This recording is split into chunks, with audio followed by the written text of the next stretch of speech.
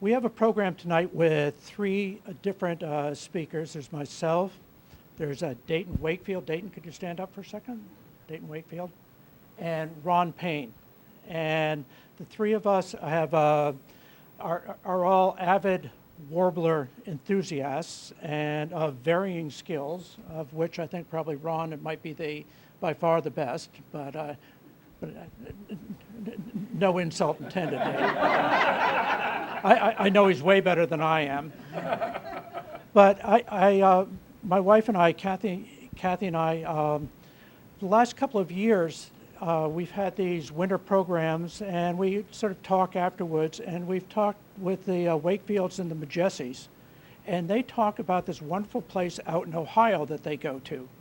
And Kathy and I thought about it, and we've actually seen it in a couple of books, and we know Ken Kaufman, and I sell some things in his store out there. So we thought there would be a good business trip for us. And it was just a wonderful experience. And so I've asked Dayton Wakefield to talk about that Ohio experience and some of the things that he's done. So Dayton. Thank you.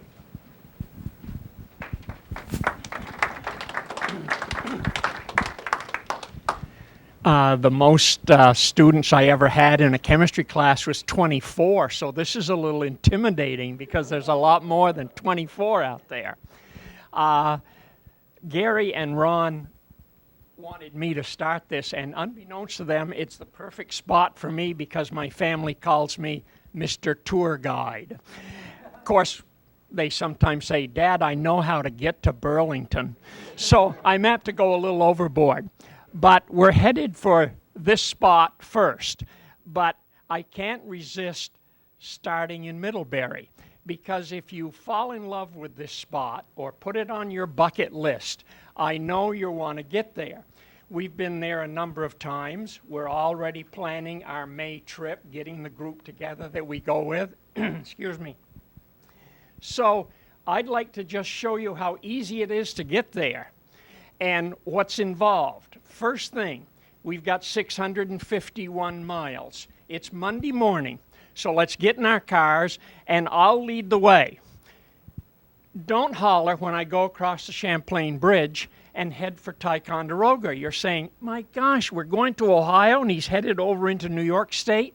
That's right, we're going to go to Schroon Lake, we're going down to Pottersville, we're going down, catch Route 8. Now, Route 8 goes through the Adirondacks. It's a beautiful road, and it will drop you right into Rome, New York. You have missed Albany, you've missed the New York Thruway, you've gone by lakes and rivers and beautiful habitat. You started your birding the minute you got in the car, if you followed me. By the time we get to Erie, we're 70. We are going to stop. That's 400 miles. Erie has got all kinds of motel choices, all kinds of places to eat. So we stay in Erie, we get up the next morning, we have our cardboard continental breakfast that the motel serves, and we jump right back on I-90 because we want to hit Cleveland in the middle of the morning when it's quiet, because 90 goes right through downtown. So we go right through downtown at 10 o'clock, no problems. 20 miles outside of Cleveland here is Ohio 2, and that's the road you want to take because it'll curl northwest, go right up by Sandusky, and end up in a town called Port Clinton. Port Clinton is the nearest town to McGee Marsh, where there are reasonable numbers of restaurants to get a good bite to eat, and also choices for motels. It is 2 o'clock Tuesday afternoon, a day and a half, and we're there. We check in. We cannot resist going out to the marsh to see what's going on. When you head out Route 2, if you look at the map, and if you don't have a map, would you pass some of them out to people who might have come in later? As you come along Route 2, you're going to see a sign, which is, what have I got on the map, 16 or 17 miles from Port Clinton, and it's going to say Black Swamp Bird Observatory, BSBO, and that's what it is right there. Executive Director Kimberly Kaufman. wife of Ken Kaufman. Ken Kaufman is on the board of directors. This nonprofit group is ideally suited to the area that you're going to explore. Let me read you their mission statement. The Black Swamp Bird Observatory, and by the way, you can buy Gary's birds here, is a nonprofit organization dedicated to promoting sound stewardship of avian resources in the Lake Erie Marsh region. You know, with Ken Kaufman and his wife sitting on the very edge of these areas, that things are going to be done properly and things are going to be protected. They also sponsor every spring the biggest week in birding. Sarah's hat supported the group. It's a week-long series of lectures, field trips, displays. Travel companies are there promoting their business, and they do a bird count. And last year, the biggest, and you can get this off the website. That reminds me, your best website for this area is Ken and Kimberly Kaufman's site, bsbo.org. And it's on the map, I think. Up in the upper left-hand corner, I think it'll say BSBO, something anyway. Last year, May 5th to May 15th, the biggest week in birding recorded 234 species, including 35 warblers. So,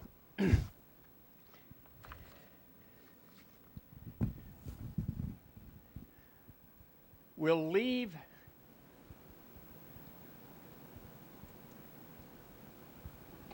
and you follow the map. You can see it's not very far. You just wander out a little ways towards Lake Erie, and you come to the McGee Marsh Bird Trail.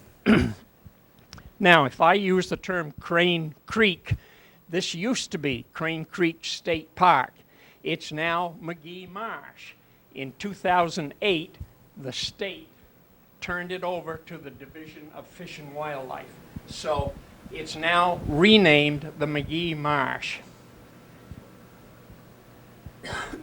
When you first get there, it is interesting to see, before you even go on the boardwalk, this display right at the entrance. There's two entrances. And I think this is Beverly Majessi right here, if I'm not mistaken. Is that you, Beverly? I think it is. But anyway, to go out on that boardwalk and know that there could be 20 to 30 different warblers, many of whom you've never seen, just start your day off with a positive attitude, and it's like, let's go, let's go. Take a look at the map, though. You see the boardwalk outlined there, way up by the beach. Now, somebody's going to say, I'm going to drive 652 miles for this little piece of boardwalk. I guarantee you, you will spend 2 hours and not move 10 feet. I mean, it's just unbelievable. You've got to put this on your bucket list if it isn't already there. Let's go. I'm just going to show you a couple of pictures from the boardwalk, and then we'll let Ron and... What bunch is these guys? Good. Now, this is interesting. Look closely. This is a picture from the boardwalk. Every year they're there. I'm sure you know what group they are. And this is what's even more fascinating. As they walk by you, if you read the strap, you know what it says? Swarovski. Unbelievable. They're there every year. They're very intent on identifying. They'll talk to you. They'll work with you. But when they leave the area, there'll be a big van, and there'll be a non-Amish person driving the van. They'll all be in the van, but they will not drive the van. Gary's going to explain a little bit more of why this family or more shows up every year. We run into them every year without fail. Now,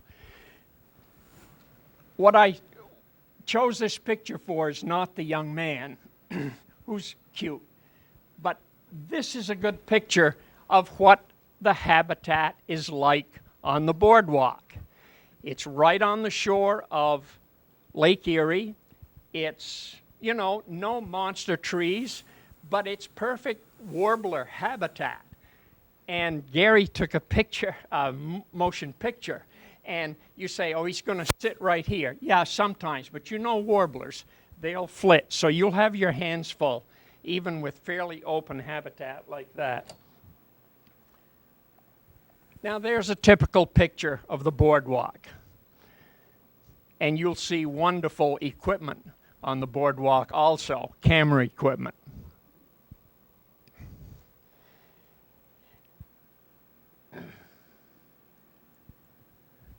Don't always look up in the trees. He's down underneath the boardwalk running around. Can you find him? He's right there. And I'm sure you all know that's an oven bird.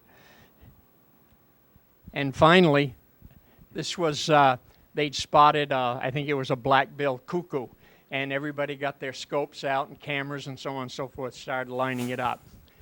Now,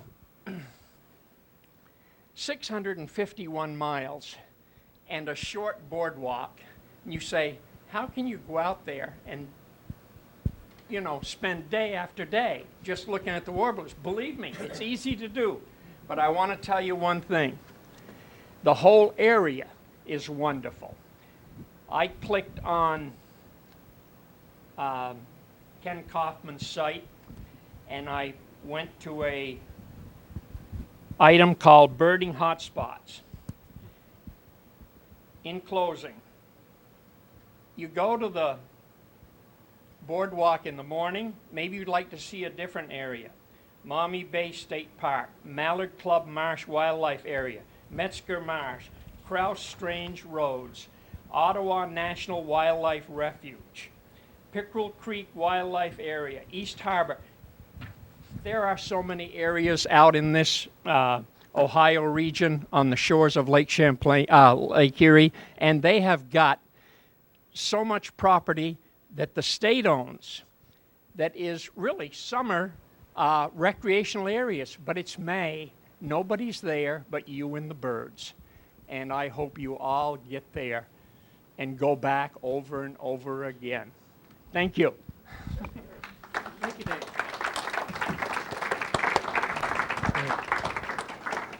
Well, thank you. One of the things I wanted to explain about this area just really quickly is the way it's set up. It's on the southern shore of Lake Erie, and it's between Cleveland and Toledo. So what happens is that excuse me? Oh, okay. So what happens is that the birds fly at night, come in, they've been seeing sort of all this activity in the ground, different things happening, and all of a sudden it's just pure blank. And it's getting near morning, so they crash. So what happens is every day at this place you're getting a warbler or a bird fallout because it's a natural barrier with that lake because they don't want to fly out over that lake when they're tired and it's coming in the morning. So it's very predictable versus our fallouts that, you know, if they happen to be in the area when the sun comes up, they'll go down, you know, but here they do it every day. Okay, let's see. The next section is we're going to, let's see. This is going to take just a second to get up. This will show you a little bit of what the birds look like when they're flying around out there. Okay. So here.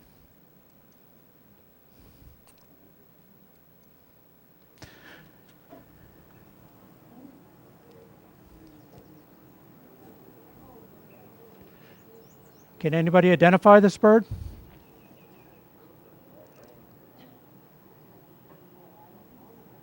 Oh, it's not even, there we go.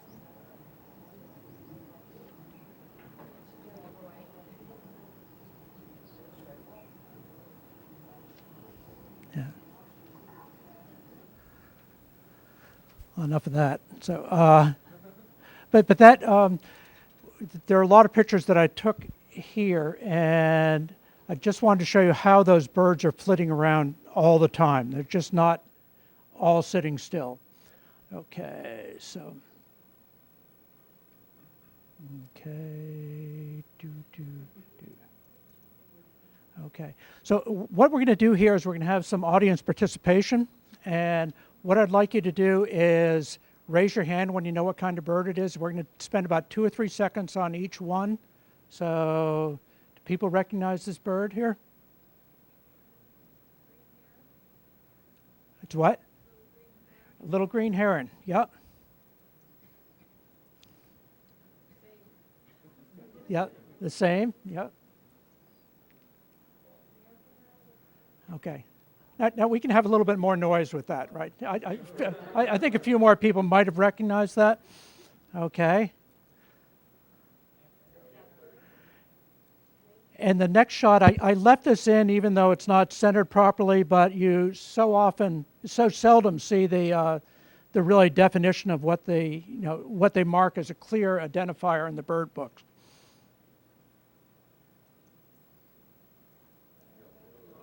Yep.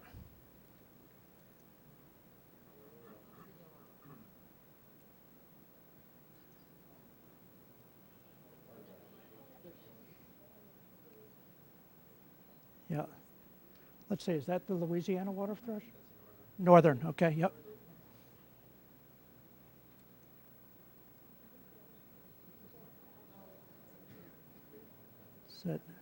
It's a screech owl.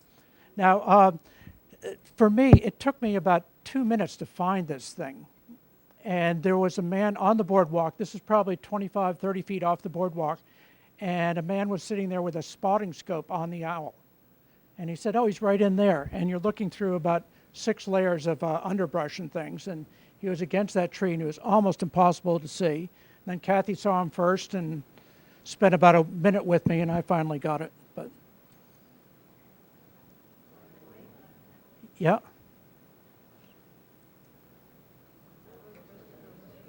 Yeah. What? Yeah, repeat the bird afterwards. Okay. Yes, this is the rose-breasted grosbeak. Yeah, yellow warbler. Yeah, tree swallow. Okay. Yes, who said that? The fox squirrel. Oh, somebody said fox squirrel. I'd never seen one of these before, and brought it back and had to have somebody identify it for me.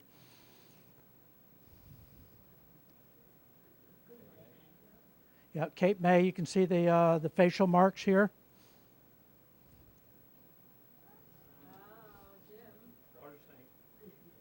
Okay, pair of water snakes just out sunning themselves.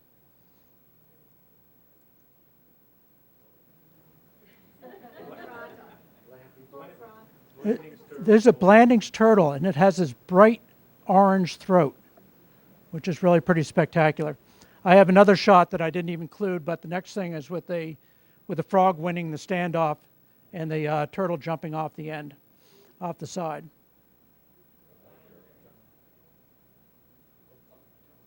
Yeah, this is prothonotary warbler. And they were probably the most user-friendly, I guess, as far as photographs. They didn't seem to worry about people, and they were always seemed to get themselves in good positions. Yep, black-throated green. And this is another black-throated green.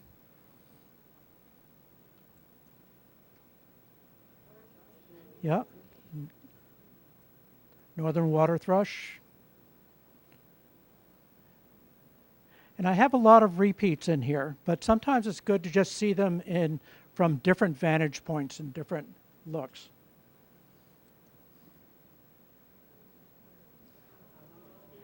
Yeah. From a little further back, a little harder to see.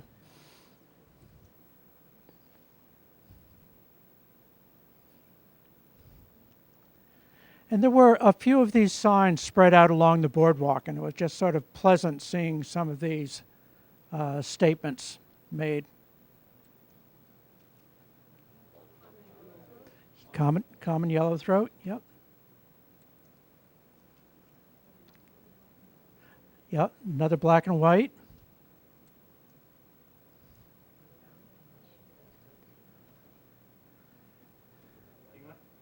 Yeah, kinglet, which one?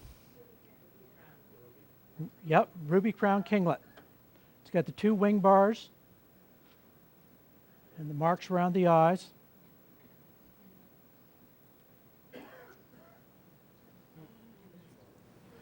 Yep, another tree swallow in his home. Oh, a couple of odd birders. We really dressed up to not look like that tonight. But like we say, it could have been worse. Hold that. Back to yours, Gary. Yes. Because it helps people orient. Okay. Yep. If you look over Gary's shoulder, there's a marshy area, and then you'll see a line back there, which is like a dry line. And if you look further back, that's Lake Erie.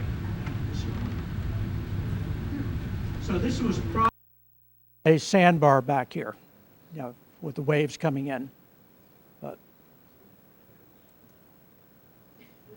And the previous picture I have to credit to Dayton Wakefield. And if you go out there and want to be completely unknown, your chances are good that you're going to run into somebody you know.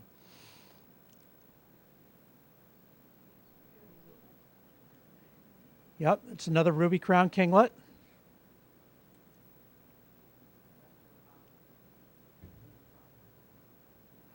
Which one's that, Ron?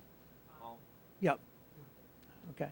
And with the palm, it's sort of hard to tell because you can't see that distinctive top of the head, which is the brownish color.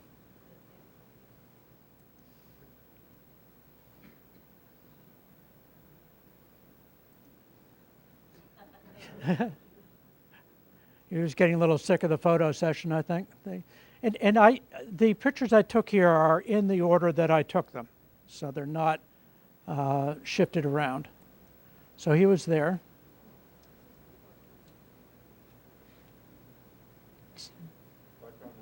Yep, black-crowned night heron, and that was actually in Port Clinton. Yep, northern shoveler.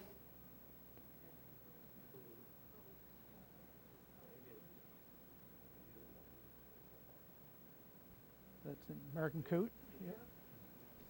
And I'm not sure which one this one is.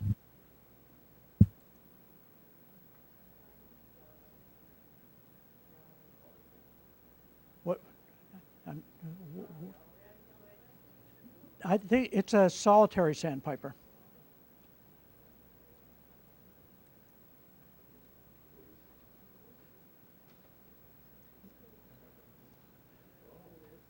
Here's an interesting one.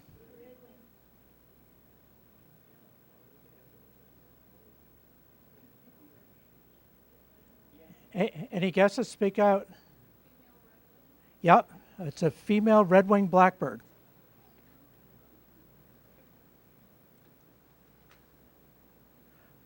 This is one that stumped me.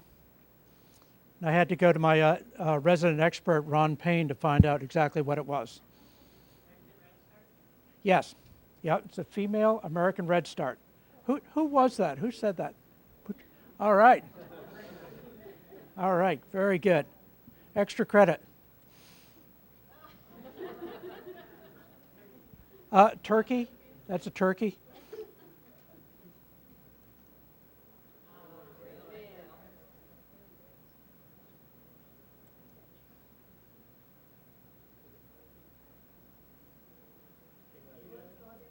It's the kinglet again.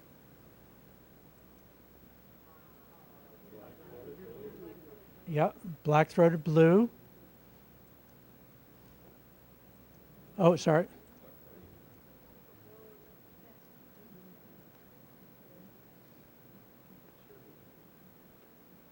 It's the yellow rump again, without showing the rump, with that bright yellow right at the shoulders. And I thought this was interesting because you hardly ever see that the yellow stripe on the top of the head.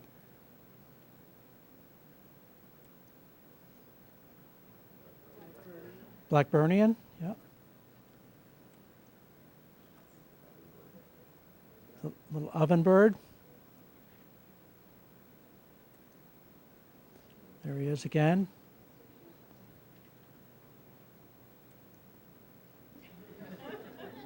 And the weather wasn't always perfect, but even on the times when it was raining or misty or a little bit colder at different times, there were still a lot of birds there, and they were still pretty active. So any time you went was really pretty good. Early in the morning is probably the better time to go, but any time during the day.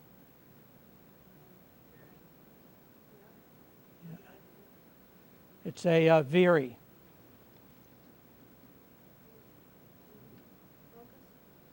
Yeah, focus. This is the face here. Yeah, it's a barn owl.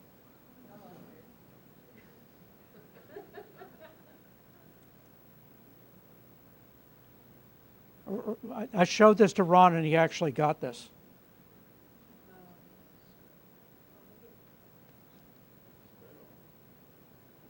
Any guesses? It's a sparrow. It's a Lincoln sparrow. All right.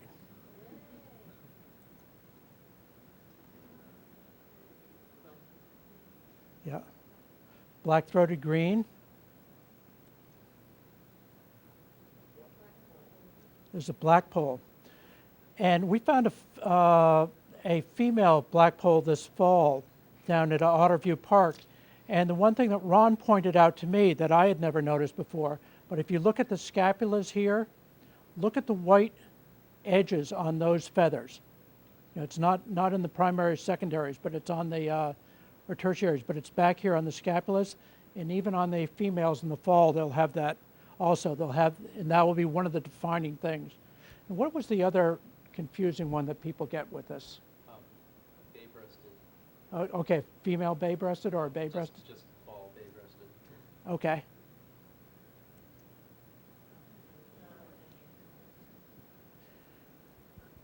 Unfortunately, it looks like he took a couple of shots there, but.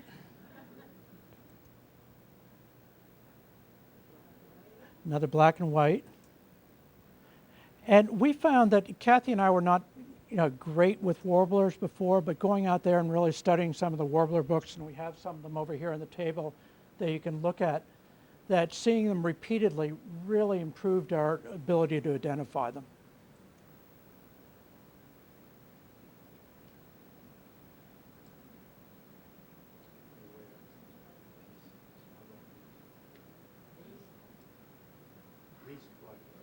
Least flycatcher.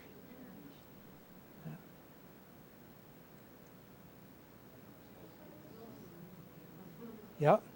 Wilson's warbler.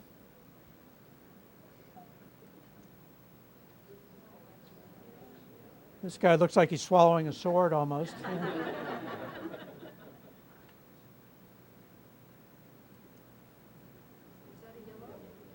Oh, back there, yes, that was a yellow warbler.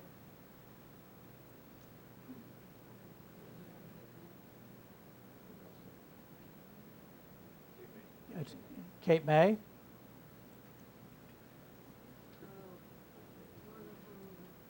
Yep. It's a northern parula. You can't see it here, but that lower mandible goes right down and matches up completely with the throat. It's a yellow lower mandible. There you can see it better on that shot. Has that distinctive eye, so eye brackets almost.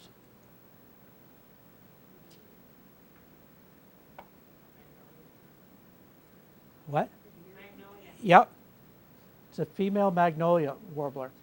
And when we were looking at this bird, we weren't quite sure what it was, and there was a good-looking guy with a bunch of women around him, and he's pointing up at it, and he says, you know, that's a female magnolia warbler. And then he goes into a long, long explanation on it, and it was fantastic, excellent explanation. And I look over, and it's Brian Pfeiffer. There, I think he had 12 people with him, and they were all women. But he was an excellent guide there. Yeah.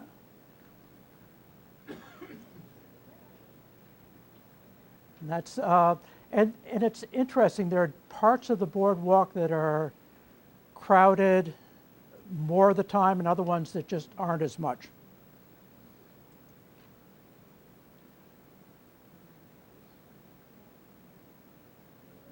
Another red start.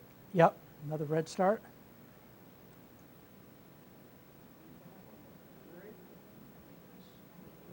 Yep, it's a magnolia warbler. Again, you can see that same tuft over the eye here.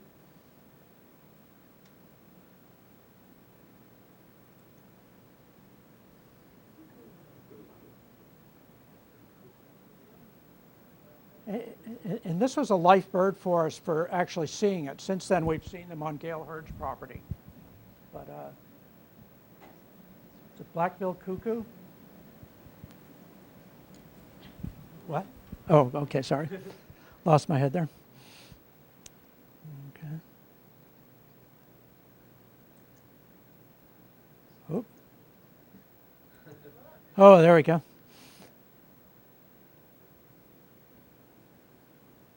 Anybody want to screen the name out on that? Look at the cheeks again. Cape May. Blackburnian. Ian. It's a cerulean warbler. And I didn't get really good shots of him. That's another.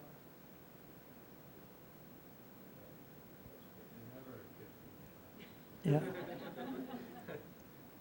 And then the cerulean was down near the shore. And this is Lake Erie to our right, and this is the shoreline that is on the other side of the parking lot. And there was a cerulean and another, and I forget which the other bird was in there, and it looked to me like you see the pictures from England, you know, where the. And this was when we came back. It was a Saturday, and it was a lot more crowded. But we still saw a bunch of very good birds, including this nice pair of wood ducks. Our owl again. We had the same guy with the same spotting scope, a different tree, but probably the same owl.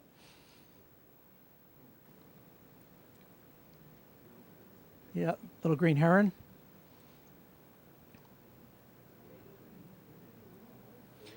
This, I must confess, was not at McGee Marsh. When we went to Michigan, and I included a few of them in because I was hoping Jim Andrews would come, and we have some reptiles here that are coming up, and I did not give him a fair shot at them. I showed him some of the ones earlier, but he did not have his reference books with him, and they aren't. And they aren't ones that he would necessarily know anyways. Actually, what happened, we were staying at a friend's house, and I said, boy, do you get a lot of loons around here on this lake? And he said, no, we've never had a loon. And I said, well, you know, you might look at this in the spotting scope, and there it was. Oh, what's going on here? Okay.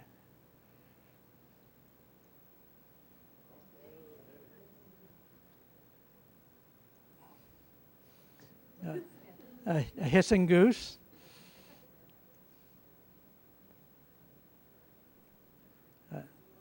Yep, yellow warbler.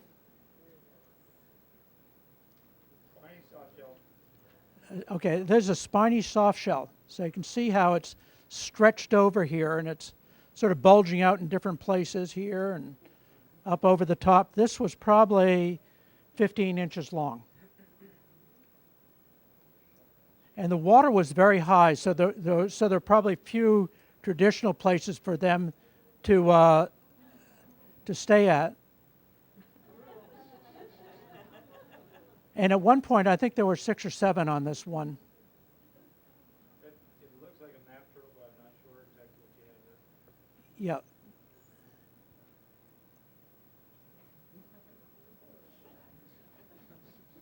And so the sunning spots were pretty much at a premium on this lake, as you can see. These are painted turtles.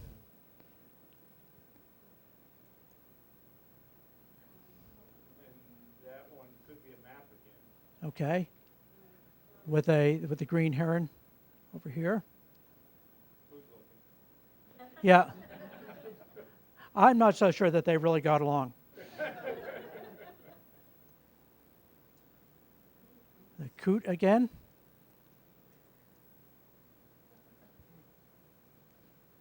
Okay, this is a Midwest sparrow. And we saw this in a public park south of Toledo, which was one of the places listed in the, we're getting back into Ohio. This is one of the places listed for the biggest week of birding. It's a lark sparrow. Oh boy.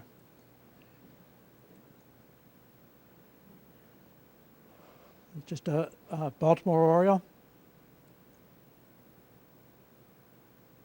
It's another sparrow. Anybody want to take a guess on that one? That's correct. It's a field sparrow. And this is the type of land that we were in, and it was the habitat, this and some of the open fields for the lark sparrow, which is sort of the target bird for this area. And this is the way this grows sort of all the time. And when the pioneers came out, what did they call it, Kathy? Was it open oak? Yeah.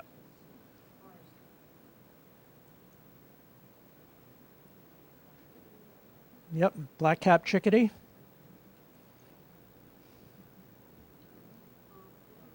Yep. Palm warbler. And this one, you can see all that yellow on the throat, but this is that the brown cap he has. That's obviously a catbird. Another prothonotary. Blackburnian. Responses are coming a little bit quicker. We like this. Okay.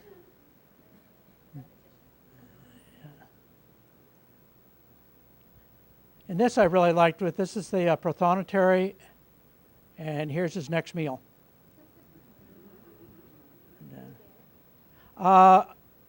We didn't stick around long enough to see. No, I don't know whether he got it or not. Yeah. Now on this one, he actually crawled through this hole and came out that hole. So he's really putting on a show for us. This, I believe, is a chestnut-sided.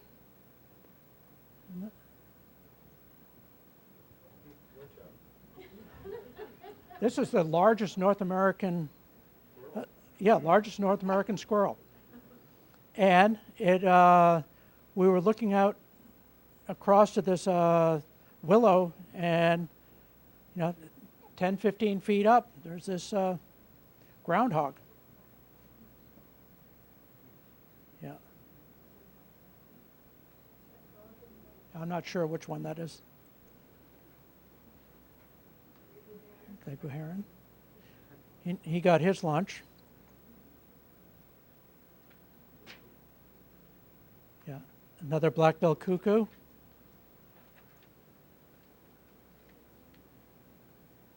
Is that? Yep, chestnut-sided. Magnolia.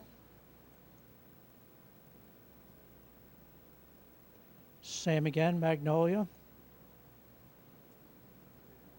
Common yellowthroat. There's the palm again, showing that top of the head again a little bit better. Nashville warbler. There he is again.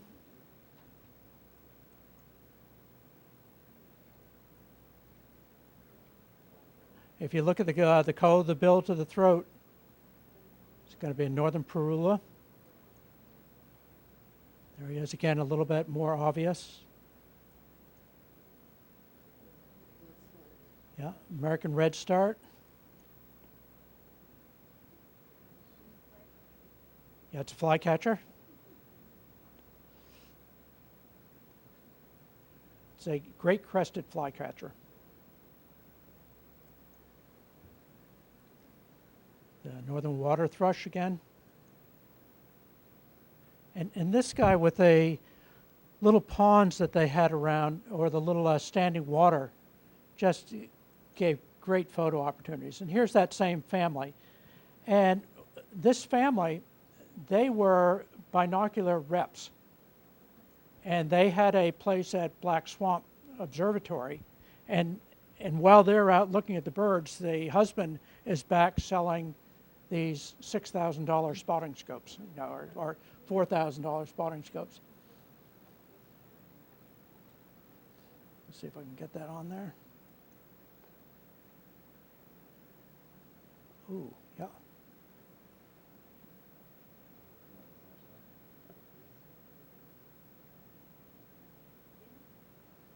Anybody got it? Guess? Tennessee? No, it's not a warbler. Isn't it the morning vireo? Morning vireo?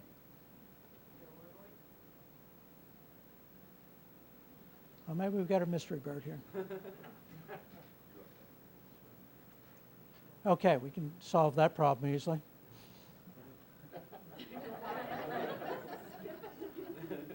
Yeah. Guess on this? This is another blackpoll. This is, yeah, yeah. And the pictures that I took were with this camera. Now, I didn't have one of these long jobbies here, and I got this camera because I came to one of these talks that the Andrews did about going to Africa, and they came with such fantastic pictures that I went out and bought one of these cameras. And this is a perfect size because I can do my binoculars as well as, you know, as well as take pictures. And the whole process drives Kathy crazy. So, right, Kath?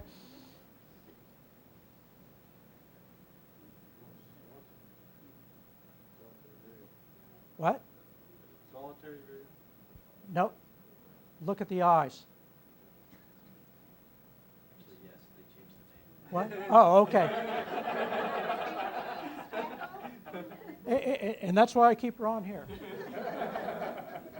He's kept me honest on a few things. What is it? It's used to be solitary vireo, now it's blue-headed vireo. Okay.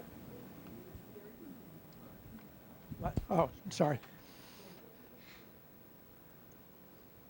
And there's a better shot of him with that with the eyeglasses on. Another little oven bird. A magnolia. You can sort of spot this again here.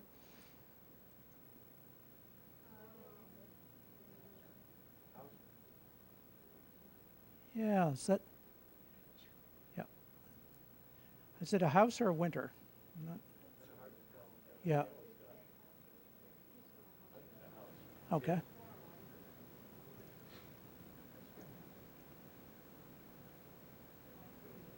Black-throated green.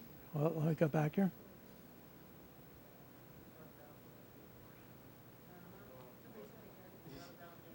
Yep. Nailed it. Oh, what is it? The morning. Philadelphia. Oh, okay, Philadelphia. I'm sorry.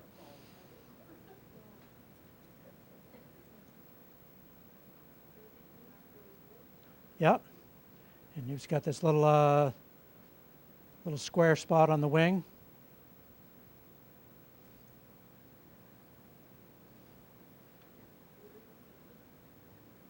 Yeah.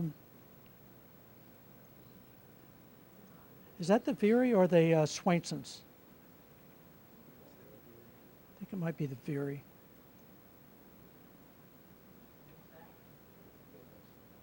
Bay-breasted. And there's another, never got a real good shot of him.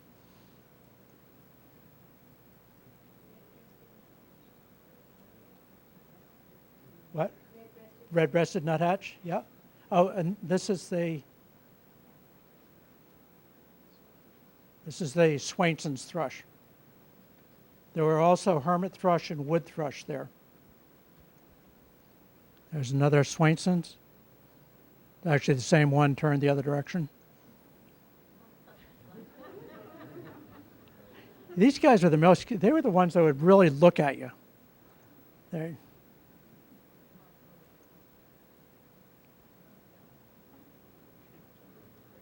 That's another blue-headed. No. Oh, it is? Warbling vireo. There you go. Okay.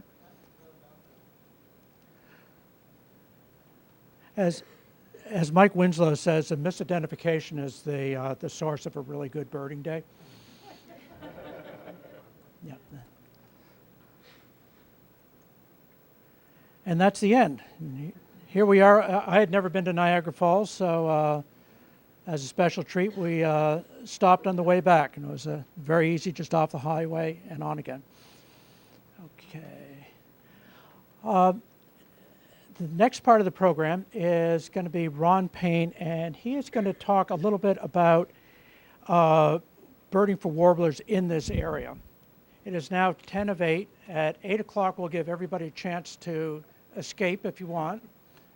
But otherwise, if you want to stay around and ask questions or make comments, we'd appreciate it.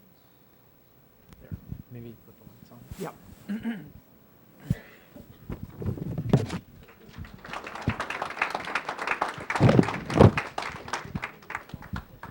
That was great, wasn't it? And it's kind of a shame that we don't have a nice little warbler trap like that here in Vermont.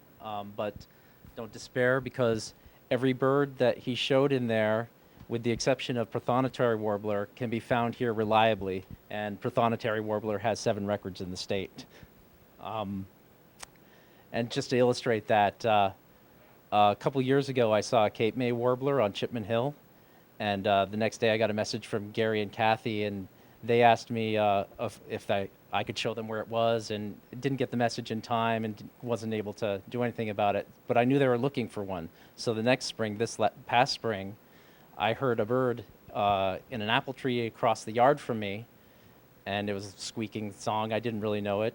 I went over and checked it out, and it was a Cape May warbler. So I went home and I called Gary, because he just lives down the street, and I said, Gary, do you want to come see a Cape May warbler? And he says, no, we just saw one in Ohio. So, but he went out and looked at it anyways. The biggest key for finding the warblers in the state is just knowing them. First of all, spending time with your field guides and knowing the field marks and knowing the birds, and then learning about the kinds of habitats you can find them in. For example, if you want to find golden wing warblers or blue wing warblers, you got to go look for a shrubby area. If you want to find northern water thrush, you need some stagnant water, and I'd recommend Salisbury Swamp or Cornwall Swamp for that, near Salisbury Station Bridge there. If you go down the causeway there, you can find them there reliably. And then for Louisiana water thrush, you want some fast-moving water, and a great place for that is right nearby, same area, that the Falls Alana Trail. There's a nice spot. You can take a nice hike up there and find Louisiana water thrush in the water over there. Of course, you have to wait for them to be in migration, because most of them don't stop here. Most of the really spectacular ones blow through the state. They don't hang out very long. So you want to be out there in May to June to catch the migrants, and then again September and October to catch them coming back south.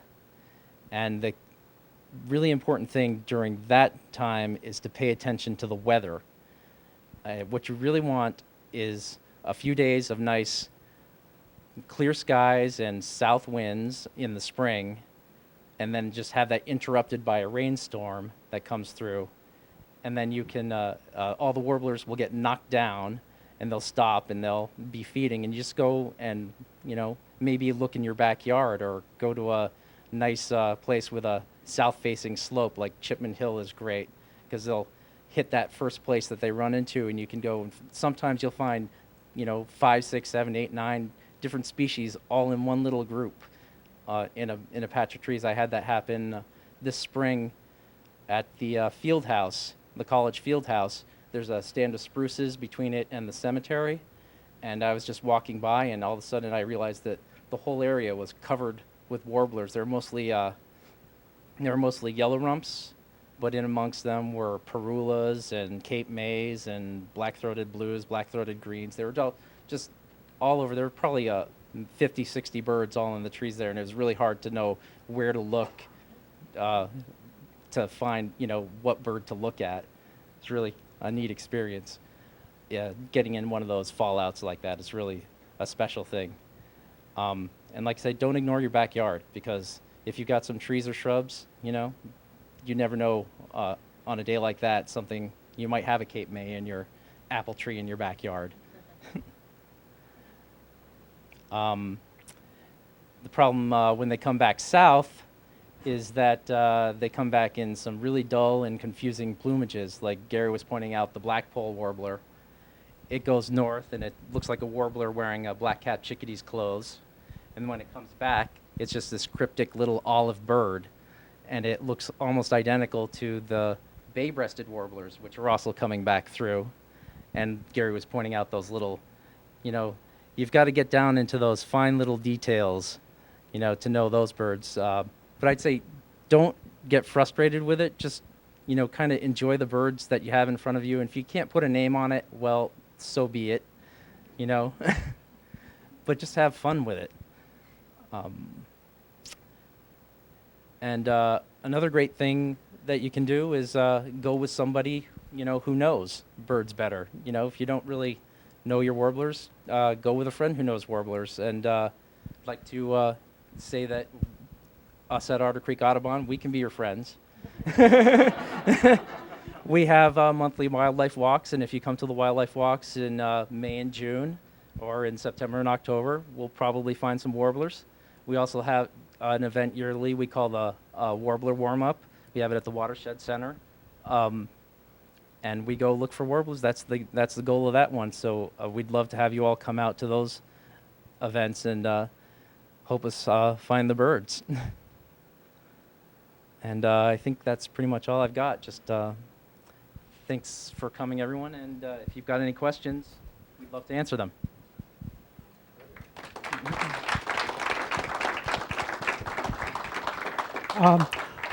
One thing I'd do, I'd like to open up to some questions, but I'd also like people from the audience to even make comments of places where they've seen a lot of warblers or are good places for them. Barb, did you have a question?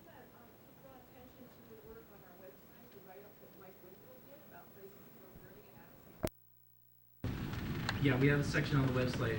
It's called Birding in Vermont, and if you click on it, it has all these locations and descriptions of the locations, and in them you can click on links to eBirds, and it shows the lists of the birds that are in there. And the good warbler sites are pointed out in that, definitely. Anybody have any questions or thoughts?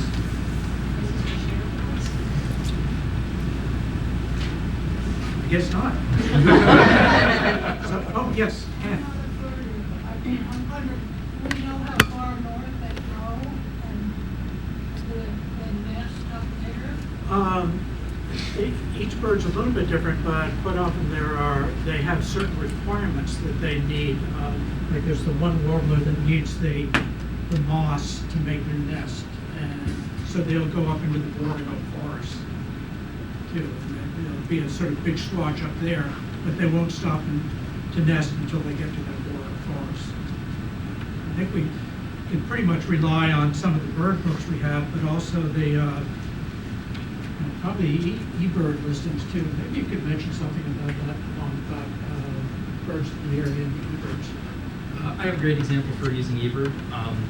We have this thing called County Quest going on over the past year, and it's a competition to each county trying to find the most birds in the state, most species.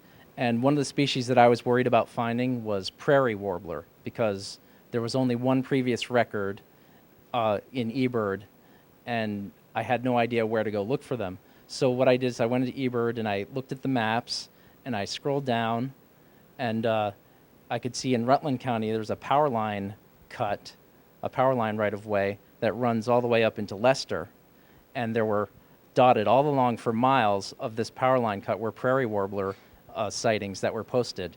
So I thought, well, why not check out this area up in Leicester? And I went out there with my friend Ian Worley, and sure enough, prairie warblers. You know, I think we found 3 of them. That's a really great spot. Lots of shrubland birds there.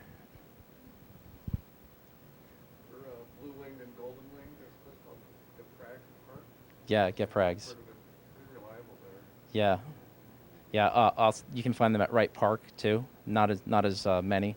And there's also hybrids there. The Brewster warbler hybrid. Yeah. You had said something earlier about spotting several different kinds of migrate. Do they migrate together? I don't think they're necessarily migrating together as a flock. They're just using the same conditions and then, then stopping because of the same conditions. Although when you are looking for warblers and you see a chickadee, it's always a good idea to look around for other birds, because they do sort of make mixed flocks and go around together and probably do a lot of feeding together too. So that's so and the chickadees seem to be a good indicator, and the chickadees are always so friendly and sort of out front that it's easy to see them. Yeah, someone described chickadees as the local tour guides. The warblers come in and they find the chickadees, and the chickadees show them where the food is. So they're the Dayton Wakefields of the bird world? That's right. Yeah.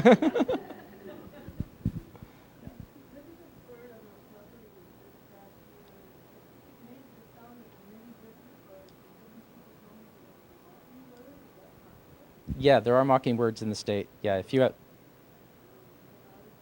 Yeah.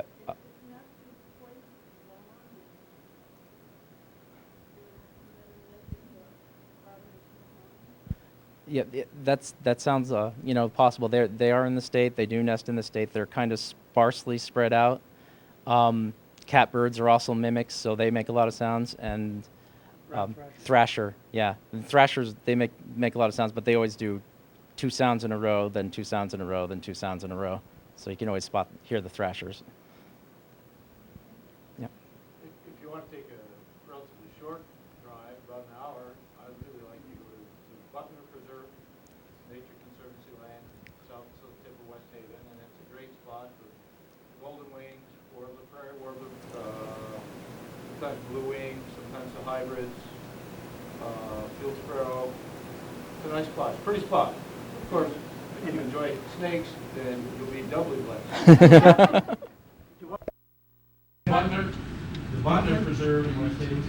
Butner Preserve in West Haven. Buckner. Butner. Rodney, you had a question? Yeah, just a question. So when you're out there watching for the warblers and they're flitting all over the place, you can't get a good. What are some of your tricks to get them to come out and be more obvious? Like some of your birds were staring at you, and I think you're up to some tricks there. Well, there's pitching, which is a trick you can use to get birds to come out and just go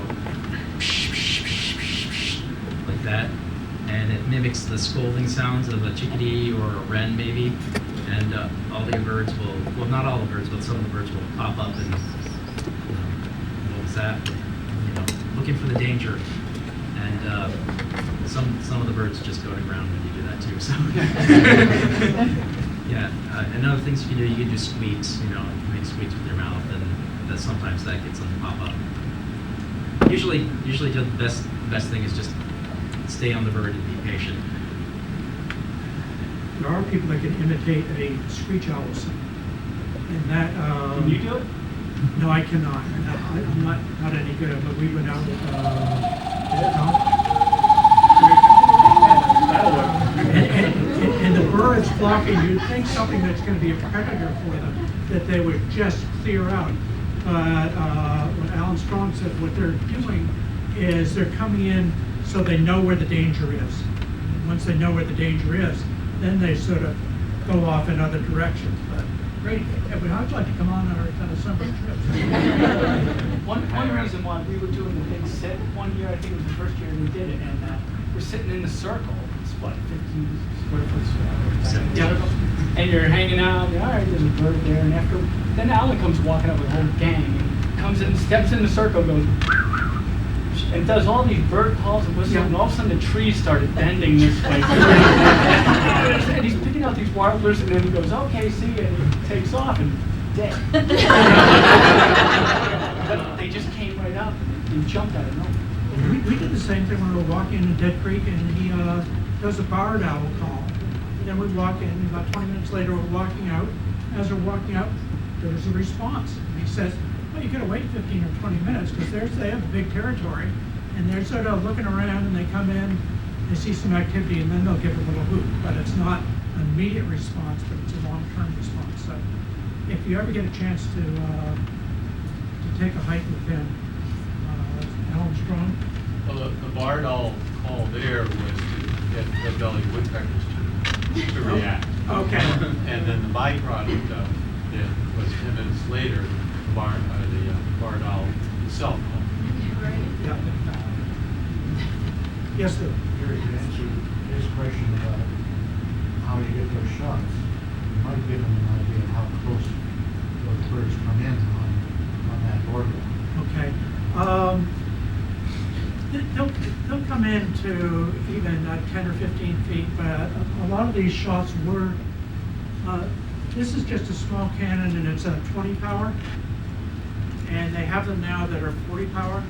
It's a reasonably, well, for me it's reasonably, it's the 40 power one is right around $400.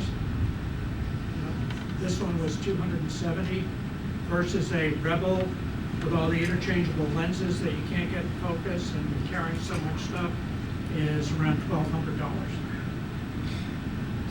And we've taken this basically around the world and banged it. I don't put a case on it, and it's just really stood up well, and I get no commission from it. But if anybody wants to look at it, it's has image stabilization, and it's a power shot. For me, it's just a nice little camera. And thank the Andrews again for that tip. And Dayton Wakefield has the same camera from the same Andrews talk. That's right. Yep. Okay, it's a little bit past 8. If anybody wants to stick around.